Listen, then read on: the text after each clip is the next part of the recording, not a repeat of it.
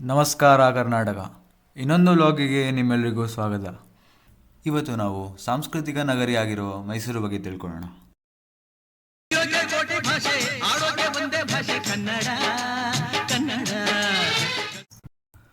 ಮೈಸೂರು ಇದು ಕೇವಲ ಒಂದು ನಗರವಷ್ಟೇ ಅಲ್ಲ, ಇದು ಒಂದು ಭಾವನೆ, ಒಂದು ಇತಿಹಾಸ, ಒಂದು ಹೆಮ್ಮೆ. ಕರ್ನಾಟಕದ ಹೃದಯದಲ್ಲಿ ನಿಂತಿರುವ ಈ ನಗರ ಸಾಂಸ್ಕೃತಿಕ, ಶಿಕ್ಷಣ, ಕಲೆ, ಪರಂಪರೆ ಎಲ್ಲರ ಪ್ರತೀಕ.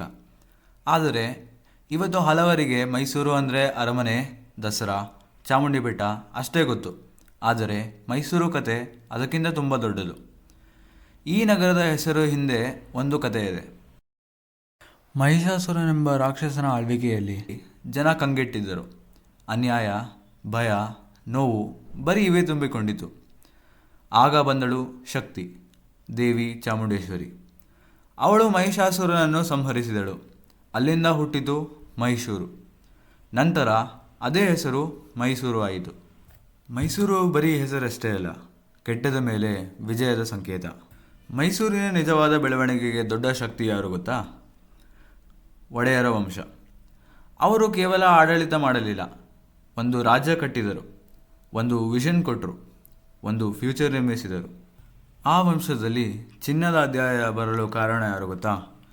ಮಹಾರಾಜ ನಾಲ್ವಡಿ ಕೃಷ್ಣರಾಜ ಒಡೆಯರವರು. ಅವರ ಕಾಲವನ್ನು ಗೋಲ್ಡನ್ ಏಜ್ ಆಫ್ ಮೈಸೂರು ಅಂತ ಯಾಕೆ ಕರೀತಾರೆ ಗೊತ್ತಾ? ಯಾಕಂದರೆ ಅವರು ಅಭಿವೃದ್ಧಿಯನ್ನು ಕನಸಷ್ಟೇ ಅಲ್ಲ, ಅದನ್ನು ನಿಜಗೊಳಿಸಿದರು.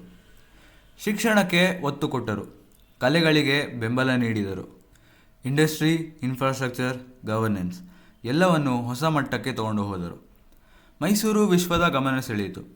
ಆದರೆ ಒಬ್ಬ ವಿಷನರಿ ರಾಜನಿಗೆ ಜೊತೆಯಾದ ಮತ್ತೊಬ್ಬ ಮಹಾನ್ ವ್ಯಕ್ತಿ ಇದ್ದಾರೆ. ಭಾರತದ ಹೆಮ್ಮೆ ಸರ್ ಎಂ ವಿಶ್ವೇಶ್ವರಯ್ಯ. ಒಬ್ಬ ಇಂಜಿನಿಯರ್ ಅಷ್ಟೇ ಅಲ್ಲ, ಒಬ್ಬ ನೇಷನ್ ಬಿಲ್ಡರ್. ಅವರ ಆಲೋಚನೆ ಕಾಲಕ್ಕಿಂತ ಮುಂದೆ ಇತ್ತು. ವಿಶ್ವೇಶ್ವರಯ್ಯ ಅವರ ವಿಷನ್ನಿಂದ ನಿರ್ಮಾಣವಾಯಿತು ಕೃಷ್ಣರಾಜ ಸಾಗರ ಆಣೆಕಟ್ಟು, KRS. KRS ಕೇವಲ ಒಂದು ಆಣೆಕಟ್ಟಷ್ಟೇ ಅಲ್ಲ, ಅದು ಸಾವಿರಾರು ರೈತರ ಬದುಕು ಬದಲಾಯಿಸಿದ ಆಶಾಕಿರಣ. ರೈತರಿಗೆ ನೀರು ಕೊಟ್ಟು, ಬೆಳೆ ಕೊಟ್ಟು, ಒಂದು ಜೀವನವನ್ನೇ ಕೊಟ್ಟಿತು ಈ ಆಣೆಕಟ್ಟು.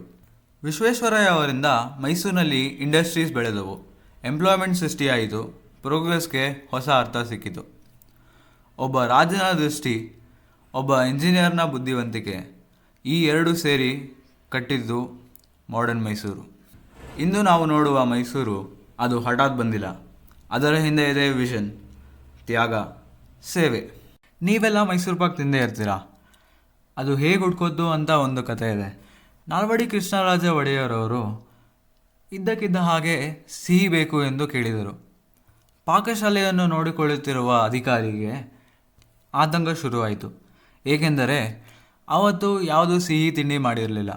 ಅವರು ಏನು ಮಾಡಬೇಕು ಎಂದು ತಿಳಿದೇನೆ ಪಾಕಶಾಲೆಗೆ ಹೋಗ್ತಾರೆ. ಪಾಕಶಾಲೆಗೆ ಹೋಗಿ ಏನೋ ತಯಾರಿಸಿ ಮಹಾರಾಜರಿಗೆ ತಂದು ಕೊಡ್ತಾರೆ.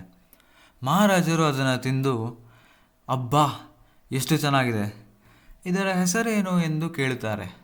ಅದನ್ನು ಕಡಲೆ ಹಿಟ್ಟು ಮತ್ತು ಸಕ್ಕರೆ ಪಾಕದಿಂದ ತಯಾರಿಸಿರುವ ಕಾರಣ ಪಾಕಶಾಲೆಯ ಅಧಿಕಾರಿಯು ಅದಕ್ಕೆ ಮೈಸೂರು ಪಾಕ ಎಂದು ಹೆಸರಿಡುತ್ತಾರೆ. ರಾಜರಿಗೆ ಈ ಹೆಸರು ತುಂಬ ಇಷ್ಟ ಆಗುತ್ತೆ. ಇದಾದ ನಂತರ ಮೈಸೂರು ಪಾಕ ಮೈಸೂರಲ್ಲಿ, ದೇಶದಲ್ಲಿ ಮತ್ತು ವಿದೇಶದಲ್ಲಿಯೂ ಕೂಡ ತುಂಬ ಪ್ರಸಿದ್ಧಗೊಳ್ಳುತ್ತದೆ. ಆ ಪಾಕಶಾಲೆಯ ಅಧಿಕಾರಿಯ ಹೆಸರೇ ಕಕಾಸುರ ಮಾದಪ್ಪ. ದಿಢೀರನೆ ಅವಸರದಲ್ಲಿ ತಯಾರಿಸಿರುವ ತಿಂಡಿ ಇಷ್ಟು ಫೇಮಸ್ ಆಗುತ್ತೆ ಅಂತ ಅವರು ಅಂದ್ಕೊಂಡಿರಲಿಲ್ಲ ಅನಿಸುತ್ತೆ. ನಮಗೆಲ್ರಿಗೂ ಗೊತ್ತಿರುವ ಚಾಮುಂಡಿ ಬೆಟ್ಟ ಮುಂಚೆ ಚಾಮುಂಡಿ ಬೆಟ್ಟ ಆಗಿರಲಿಲ್ಲ. ಅಂದರೆ ಅದನ್ನು ಮುಂಚೆ ಮಹಾಬಲಾದ್ರಿ ಬೆಟ್ಟ ಅಂತ ಕರಿತಿದ್ರು. ಮಹಾಬಲಾದ್ರಿ ಅಂತ ಹೆಸರು ಬಂದಿದ್ದು ಅಲ್ಲಿರೋ ಮಹಾಬಲೇಶ್ವರ ದೇವಸ್ಥಾನದಿಂದ. ಅದಾದ ಮೇಲೆ ಹೆಸರು ಬದಲಾಯಿಸಿ ಚಾಮುಂಡೇಶ್ವರಿ ಬೆಟ್ಟ ಅಂತ ಹೆಸರಿಟ್ಟರು. ಈಗಲೂ ಕೂಡ ಮೈಸೂರಿನ ಹೆಮ್ಮೆ ಅಂದರೆ ಅದು ಬೆಟ್ಟ. ಬೇಸರ ಆದಾಗೆಲ್ಲ ಗಾಡಿ ತೊಗೊಂಡು ಚಾಮುಂಡಿ ಬೆಟ್ಟಕ್ಕೆ ಹೋಗಿ ಬರ್ಬೋದು. ಅದಕ್ಕಿಂತ ಲಾಂಗ್ ಡ್ರೈವ್ ಬೇಕಾ? ಲಾಂಗ್ ಡ್ರೈವ್ ಜೊತೆಗೆ ತಾಯಿಯ ದರ್ಶನ ಕೂಡ ಆಗುತ್ತೆ. ಫಿಟ್ಟಾಗಿರ್ಬೇಕಂದ್ರೆ ಪ್ರತಿ ವಾರ ಚಾಮುಂಡಿ ಬೆಟ್ಟ ಮೆಟ್ಲಲ್ಲಿ ಹತ್ತಿ. ಸಂಡೇ ಬೆಳಗ್ಗೆ ಚಾಮುಂಡಿ ಬೆಟ್ಟ ಹತ್ತಿದ್ರೆ ಅದ್ರ ಮಜಾನೇ ಬೇರೆ. ಮೈಸೂರು ಈಗ ಮೊದಲಿನ ಥರ ಇಲ್ಲ. ಮೈಸೂರಿನ ಜನಸಂಖ್ಯೆ ಮುಂಚೆಗಿಂತ ತುಂಬ ಹೆಚ್ಚಾಗಿದೆ. ಚಾಮುಂಡಿ ಬೆಟ್ಟದಲ್ಲಿ ನಮಗೆ ಜಾಗ ಇಲ್ಲ. ದೊಡ್ಡ ದೊಡ್ಡ ಅಪಾರ್ಟ್ಮೆಂಟ್, ಮಾಲ್, ಬಿಲ್ಡಿಂಗ್ ಕಾಂಪ್ಲೆಕ್ಸ್ ಎಲ್ಲ ಕಟ್ತಿದ್ದಾರೆ ಮೈಸೂರಲ್ಲಿ. ಅದರಿಂದ ಜನಸಂಖ್ಯೆ ತುಂಬ ಹೆಚ್ಚಾಗುತ್ತಿದೆ. ಮೈಸೂರು ಕೂಡ ಬೆಂಗಳೂರಂತೆಯೇ ಆಗುತ್ತಿದೆ. ಡೆವಲಪ್ಮೆಂಟ್ ಅದು ಇದು ಅಂತ ಜಾಸ್ತಿ ಹೊರಗಿನ ಜನರನ್ನು ಸೆಳೆಯುತ್ತಿದ್ದಾರೆ. ಇನ್ನು ಸ್ವಲ್ಪ ವರ್ಷದ ನಂತರ ಮೈಸೂರಾಗೆ ಉಳಿದಿರಲ್ಲ ಅನಿಸುತ್ತೆ. ನಮಗೆಲ್ಲ ಗೊತ್ತಾಗೋಯ್ತು. ಈ ಸಾಲುಗಳನ್ನು ಒಮ್ಮೆ ಕೇಳಿ. ಪ್ರೀತಿಸುವ ಮನಸ್ಸು ಒಂದಂದ ಮೇಲೆ ಪ್ರೀತಿ ಹೇಗೆ ಎರಡನೇ ಬಾರಿ ಆಗಲು ಸಾಧ್ಯ? ಹೃದಯವನ್ನು ಒಬ್ಬರಿಗೆ ಕೊಟ್ಟ ಮೇಲೆ ಆ ಹೃದಯವನ್ನು ಇನ್ನೊಬ್ಬರಿಗೆ ಹೇಗೆ ಕೊಡಲಿ? ನನ್ನ ಹೃದಯ ನನ್ನ ಬಳಿಯೇ ಇಲ್ಲ. ಅವಳು ನನ್ನ ಹೃದಯವನ್ನು ತನ್ನ ಮನಸ್ಸಲ್ಲಿ ಇಟ್ಟುಕೊಳ್ಳದಿದ್ದರೆ ಏನಂತೆ?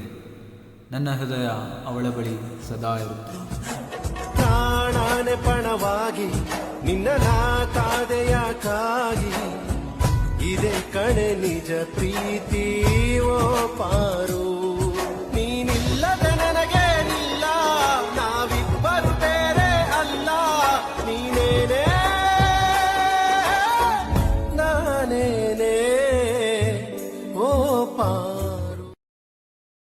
ಡಾಲಿ ಧನಂಜಯರವರು ಬರೆದ ಒಂದು ಹಾಡಿದೆ, ಅದು ಹಾಡುವೆ ನಾ ಹಾಡುವೆ. ಅದರಲ್ಲಿ ನನಗೆ ಕೆಲವು ಸಾಲುಗಳು ತುಂಬ ಇಷ್ಟ ಆಯಿತು. ಬಡಿದ ಕದವೆಲ್ಲ ತೆರೆಯೇ ಇಲ್ಲ, ಗೋಡೆಗೂ ಮುಖವಾಡವೆ, ಕನಸಿಗೂ ಕಡಿವಾಣವೆ, ದಾರಿಯೂ ಕಾಣದೆ. ಕೇಳುತ್ತಾ ಕೃಷ್ಣನ ಕೊಳಲಾಲಾಪನ, ಕಂಡೆನುವ ಕರ್ಣನ ನೋವಿನ ಯಾನ.